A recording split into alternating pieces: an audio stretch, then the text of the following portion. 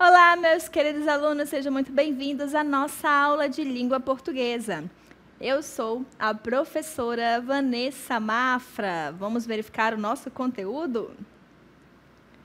Aula de número 9 traz como objeto de conhecimento. Conhecimento das obras literárias, das literaturas brasileira, portuguesa, indígena, africana e latino-americana. Conhecimento das estruturas de composição, estilos e discursos das referidas literaturas. Estilos de época nas literaturas brasileira e portuguesa, suas características, influências e seus respectivos contextos históricos. O detalhamento traz análise literária de obras das literaturas brasileira, portuguesa, indígena, africana e latino-americana, para a elaboração de crítica literária embasada nos conhecimentos de estruturas de composição textual, estilos de época, estilo pessoal e aspectos discursivos dos diferentes gêneros textuais, utilizando as diferentes linguagens e práticas culturais, respeitando as diversidades e a pluralidade de ideias dentro de princípios e valores fundamentados na democracia, na igualdade e nos direitos humanos. Também traz a identificação e assimilação de rupturas e permanências na constituição da literatura brasileira historicamente construída, percebendo as influências dos modelos ocidentais, com destaque para a literatura portuguesa, a partir das práticas culturais, artísticas e verbais, em contextos diversos, locais, regionais e globais, por meio de uma análise comparativa dessas produções. Muito bem, então vamos para a nossa aula.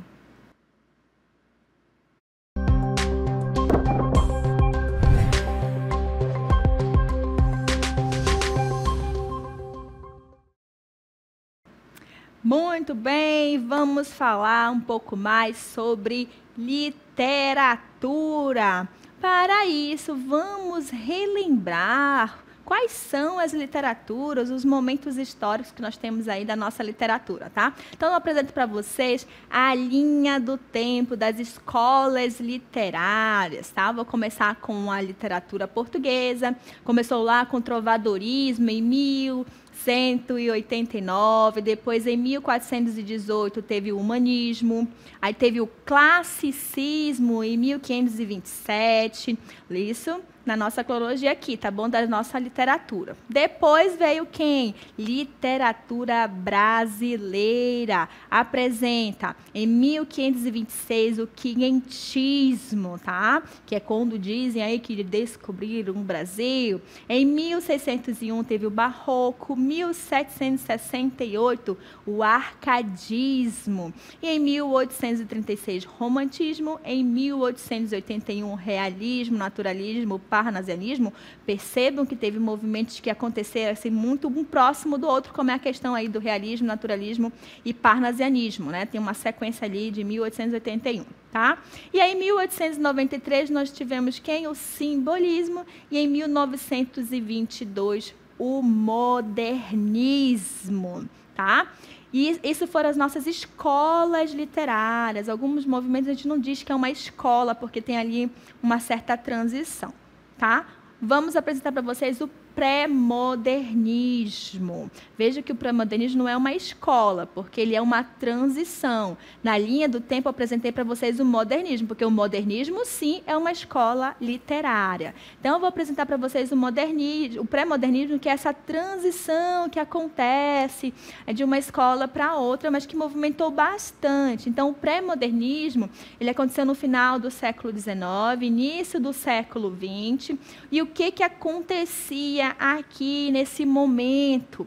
Teve a abolição da escravatura, implementação do trabalho assalariado, implementação do regime republicano, né? Então, vejam aí que aconteceu bastante coisa, tá?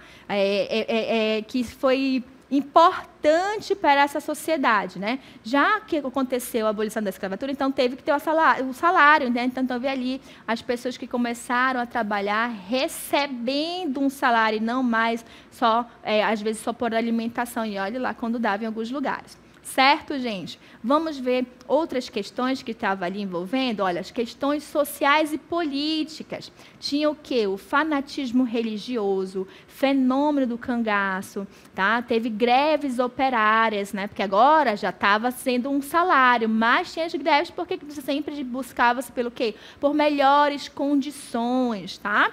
Revolta da vacina, revolta da chibata e a guerra do contestado, tá? Quando a gente fala lá do fanatismo, né, religioso, a gente lembra do padre Cícero, tá? A questão lá do fenômeno do cangaço, bem conhecido Lampião, certo? Virgulino Ferreira da Silva, conhecido como Lampião. Sobre as nossas guerras operárias, né? Tinham o quê? As melhores condições de salário, de trabalho, porque começou ali era meio que ainda a exploração do escravo, né? As condições permaneciam e o salário muito pequeno.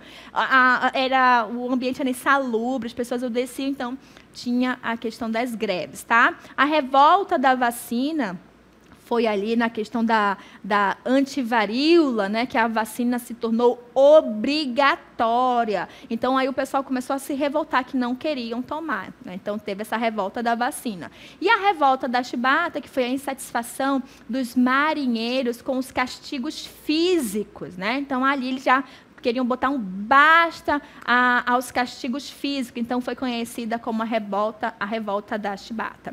A guerra do contestado era a disputa de guerras, tá? de terras, perdão, entre Paraná e Santa Catarina, por causa da construção de uma estrada de ferro que ligava São Paulo ao Rio Grande do Sul. Então, vejam aí quais eram as nossas questões sociais que estava acontecendo nesse momento, né, do pré-modernismo, onde estava acontecendo essa transição.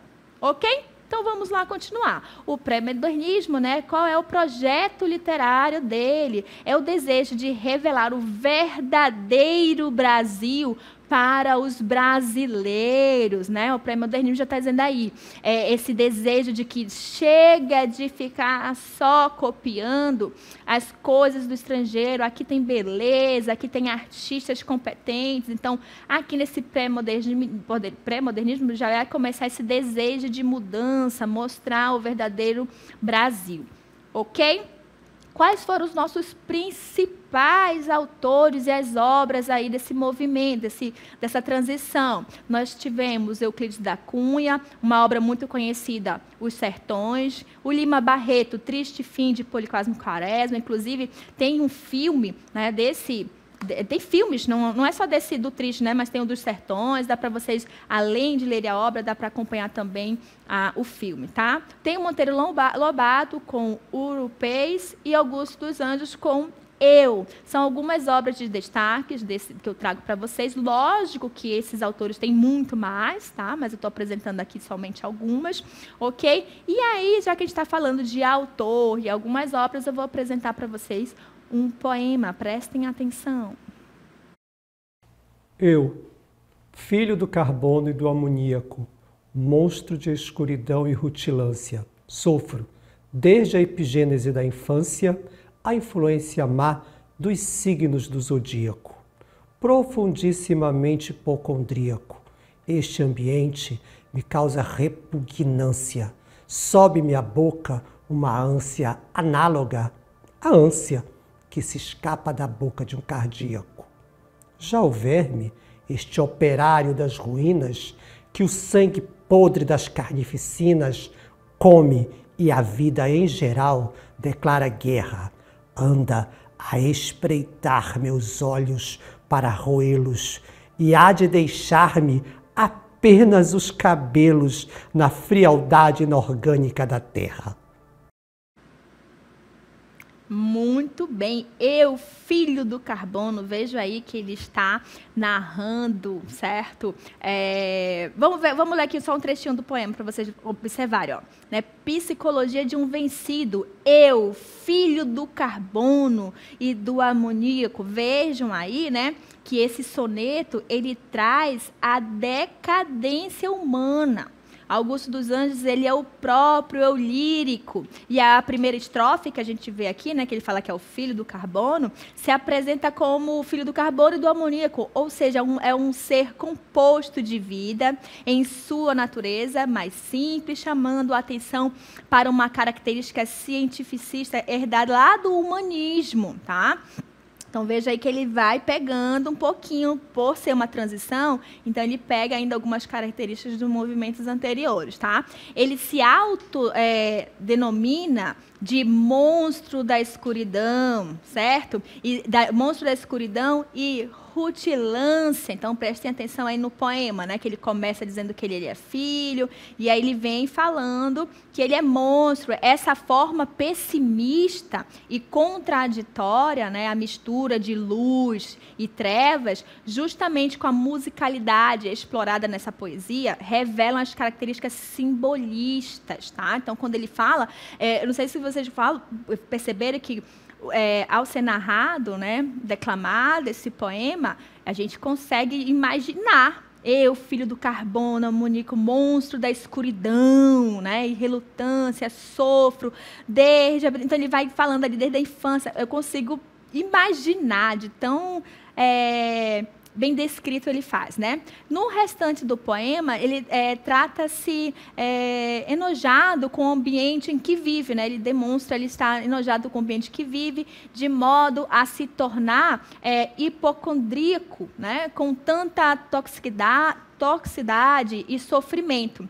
Tá bom? Aí, ademais, de forma mais ilustrativa, descreve o seu destino fatal. Qual é o destino fatal dele? A morte, certo? A partir do verme que o espreita, que termina tudo aquilo que é vivo. Já o verme, né, lá o trecho, já o verme, este operário das ruínas, que o sangue podre das carnificinas. Então, veja que ele vem narrando ali a sua decomposição, o verme vem ali acabar com o restinho de vida, tá?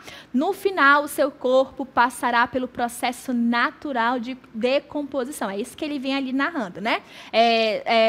Sobrando-lhe apenas aquilo que não é devorado, né, por bactérias, ou seja, o que não é devorado por bactérias, pelos os seres que vão ajudar na decomposição?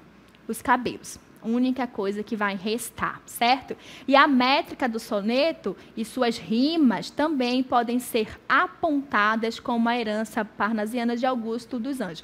Lembrando que os parnasianos, eles focavam muito na métrica, na perfeição, na rima. Então, ele pega ali um pouquinho dessa herança, tá? Uma vez que a gente faz essa transição. Então, como tem a transição, vai ter aquele desejo da mudança, mas ainda vai estar resquício dos outros, né, gente? Que a gente não muda 100% e apagando o nosso passado.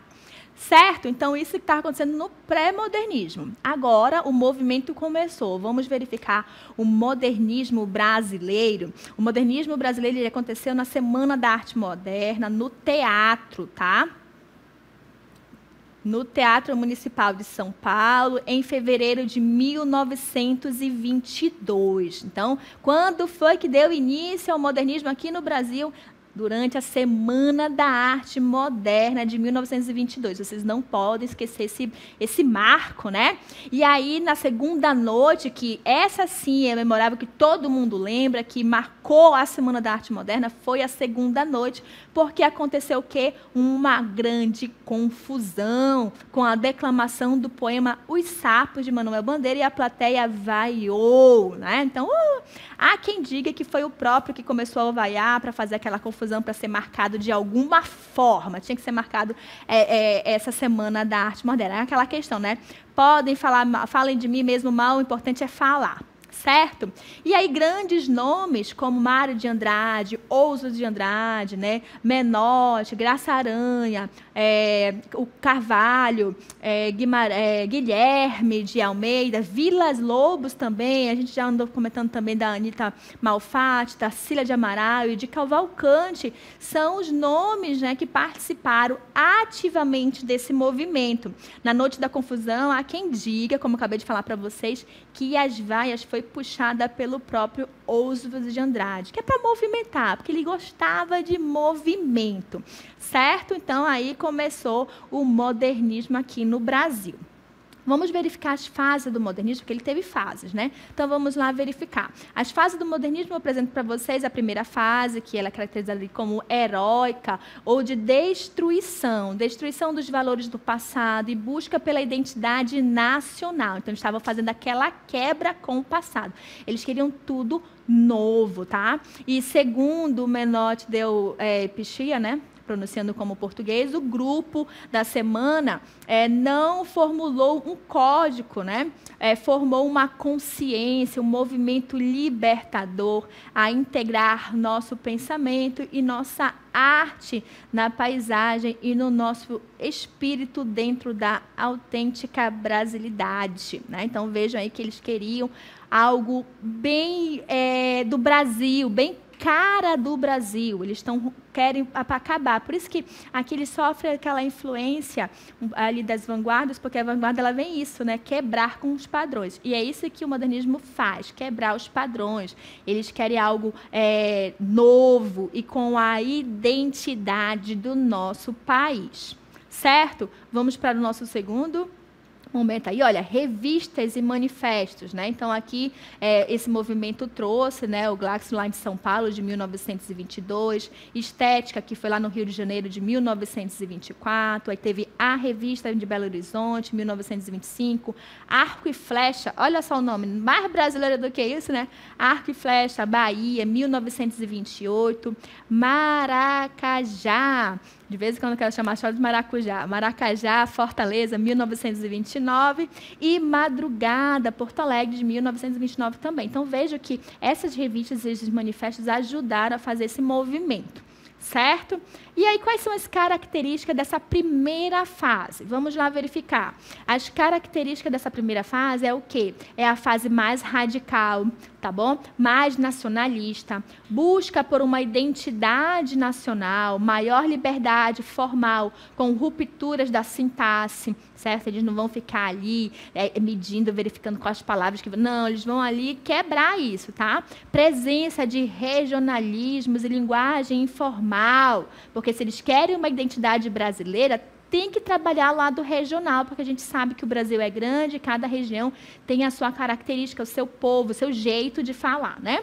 E aí também tem o que? A valorização do folclore, arte e cultura popular brasileira, o uso de versos livres, tá? Que não possuem métricas, o uso de versos brancos, que ele não vai ter ausência das rimas, tá bom? E a utilização de sarcasmo e da ironia. Então, eles estão quebrando o que antes procurava-se uma estrutura ali que todos tinham que seguir. Agora não vai ter métrica, não vai ter rima, vamos trabalhar a linguagem informal, porque antes era uma linguagem mais culta, rebuscada, que nem todo mundo entendia, agora é uma linguagem mais informal, né, com tons ali do lado regional, inclusive utilizando de ironia e sarcasmo. Tá bom? Aí eu vou apresentar para vocês agora alguns autores que a gente traz como destaque, né? Mário de Andrade, Ouso de Andrade e Manuel Bandeira, um dos autores principais que a gente traz para vocês. Vamos apresentar agora um poema, presta atenção aí, né? Pronominais. Dê-me um cigarro, diz a gramática do professor e do aluno e do mulato sabido. Mas o bom negro e o bom branco da nação brasileira dizem todos os dias: deixa disso, camarada, me dá um cigarro. Olha só, né, a construção desse poema, ele começa ali, ó, dê-me cigarro, que é a forma mais curta. A gente sabe que não começa uma oração com o pronome, né? Estaria errado, mas aqui a gente está falando que eles quebram com a sintaxe, né? Então, eles já mostram aí, isso aí é do sabido, diz a gramática, mas o povo, no dia a dia, não vai dizer dê-me um cigarro, vai dizer o quê? Me dá um cigarro. Então, é isso que eles querem, esse lado do dia a dia, mostrar a realidade. Então, ali ele reduz o distanciamento da fala e da escrita, foca nessa linguagem simples, percebe que os versos são livres, né? E tem uma identidade nacional. Quando ele fala ali, né, que falo todos os dias mesmo, me dá um cigarro. Certo, gente? Muito bem. Então, olha só, vamos continuar para a próxima cartela. Em 1924, foi publicado um manifesto escrito por Oswald de Andrade, chamado Manifesto da Poesia Pau-Brasil, no jornal Correio da Manhã. Olha só, Poesia Pau-Brasil. O nome já está mostrando bastante lá do regional, que tinha aqui, né, bastante Pau-Brasil, então ele tem esse manifesto. A poesia existe nos fatos, né? Os casebres de açafrão e de ogre nos verdes da favela, sobre o azul cabralino, são fatos estéticos. O carnaval no Rio é o acontecimento religioso da raça. Pau-Brasil, Wagner submerge ante os cordões de Botafogo, Bárbaro e Nosso. A formação ética rica, riqueza vegetal, o minério, a cozinha, o vatapá, o ouro e a dança. A poesia pau-brasil é uma sala de jantar fomingueira, com passarinhos cantando na mata resumida das gaiolas, um sujeito magro compondo uma valsa para a flauta e a maricota lendo jornal. No jornal anda todo o presente. Muito bem, Mário de Andrade, né? Vejam aí que o manifesto e o livro exprimem a proposta, tá? modernista de uma literatura voltada para a realidade brasileira, né? Na qual o nosso país, imerso numa cultura europeia, deveria ter a sua própria identidade, né? Originalidade, ser redescoberta. Então, veja que nesse manifesto ele fala, né, ali do dia a dia. No manifesto do Pau-Brasil, ele mesclam, né, o autor mescla a versão original da história, tá, nacional, e a versão bem humorada do país colonizado, que procura, desse modo, ironizar, tá bom? E criticar a primeira versão. Tá bom? Então, veja que ele faz essa mudança, tá? Ele vai ironizar, porque é isso que ele vai pegar, né? Vai fazer uma ironia, usar o sarcasmo ali também para criticar.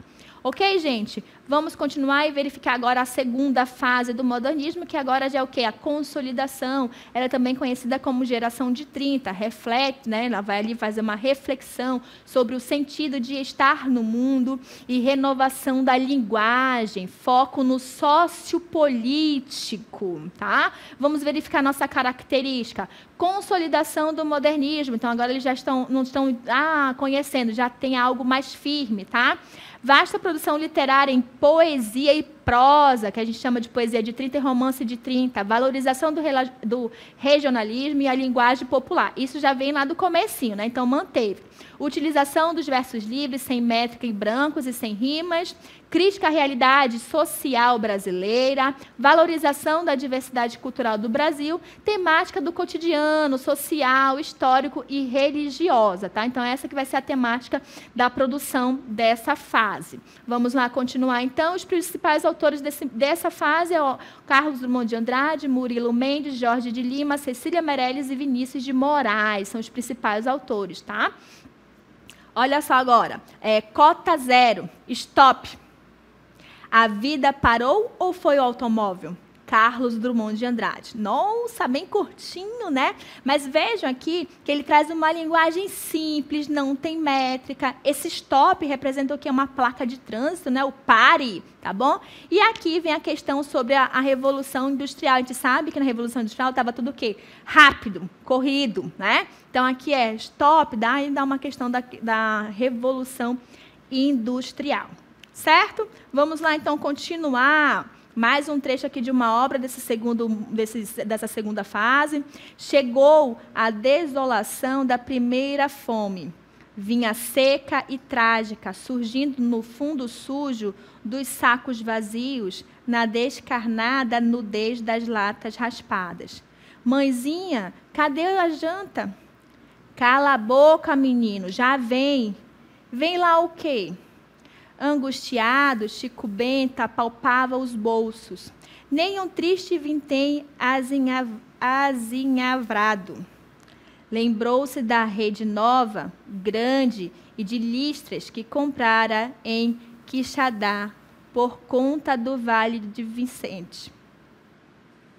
Tinha sido para a viagem, mas antes dormir no chão do que ver os meninos chorando com a barriga roncando de fome.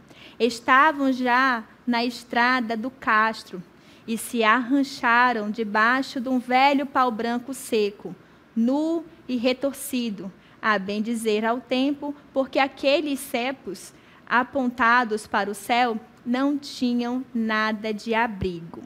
Raquel de Queiroz, né? Então vejo ali que forte, mostrando a realidade do Brasil, né? A força do romance de Raquel de Queiroz está em apresentar cenas como essa que a gente viu, né? Expor a realidade brutal, né? Que caracteriza a vida dos retirantes na época da seca. Um outro aspecto bem marcante é o uso da linguagem reproduzida à fala, né? Falando do jeito que eu vi. Então veja como é forte, mostrando a realidade, o passar fome, a necessidade de abrir mão de algo que já tinha para não ver as suas crianças morrerem de fome. Tá bom?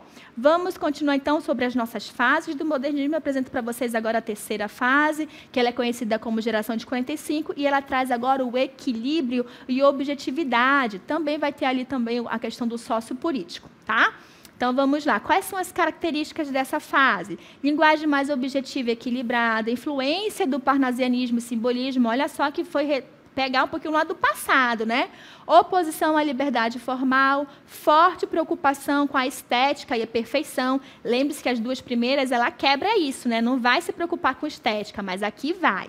Valorização da métrica e da rima e temática social e humana. Os principais autores dessa fase é o Mário Quintana, tá? João Cabral de Melo, Guimarães Rosa e Clarice Lispector. Vamos continuar, olha só, um pedaço de uma obra para apresentar para vocês desse movimento. O meu nome é Severino, não tenho outro de pia. Como há muitos severinos que o santo de Romaria deram então de me chamar Severino de Maria. Como há muitos severinos com mães chamadas Maria, fiquei sendo o da Maria do finado Zacarias.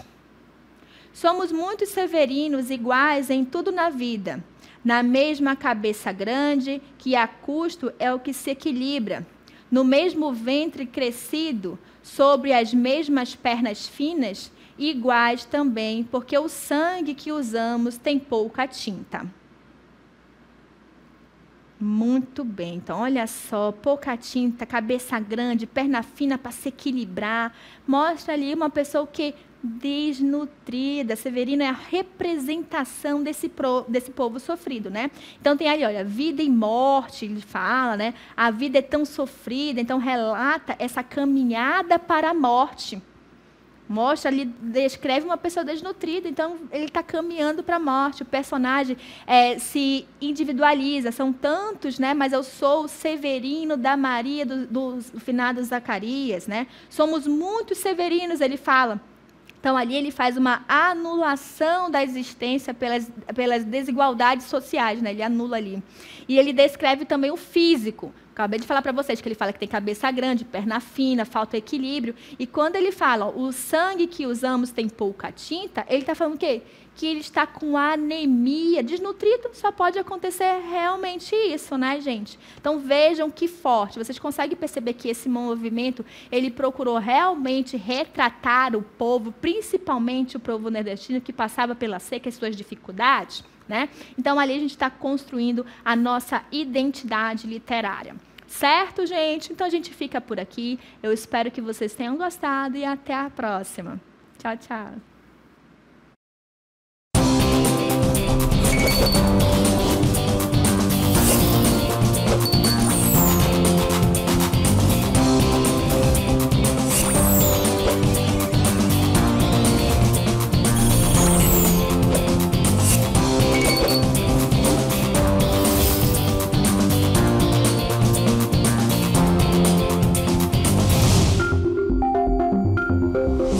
Música